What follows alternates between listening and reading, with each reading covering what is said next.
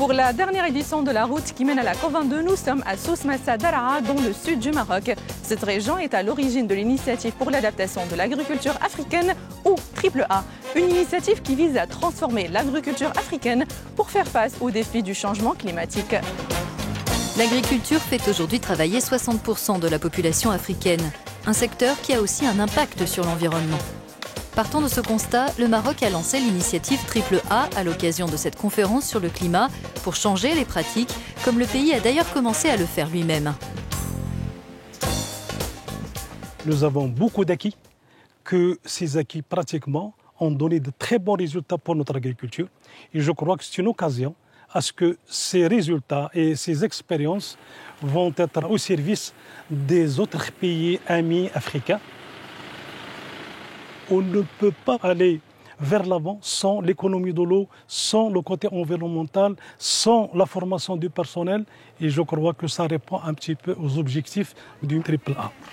Dans le cadre du plan Maroc Vert, l'agriculture marocaine évolue depuis quelques années, même dans la culture sous serre de tomates. Ici, pour cette production hors sol, on utilise du sable plutôt que de la laine de verre pour remplacer la terre, afin de mieux garder la chaleur. C'est une société agricole qui exporte 30 000 tonnes de tomates cerises. Tous les domaines sont équipés d'un système hors sol. C'est une société qui est modèle dans la région et dans tout le Maroc pour sa gestion de l'eau. Autre produit phare des exportations marocaines, les agrumes. Cette production, qui nécessite des conditions climatiques favorables et un sol riche, intègre désormais une préoccupation environnementale, d'après le directeur de cette société.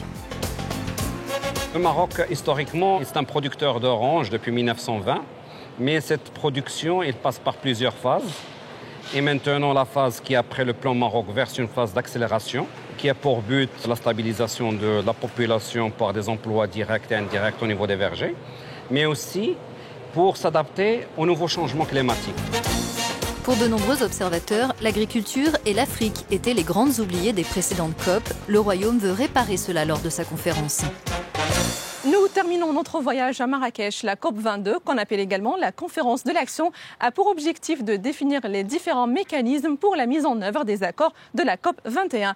La COP22 est le trait d'union entre décision et action. Notre couverture de cet événement international continue sur Euronews et euronews.com.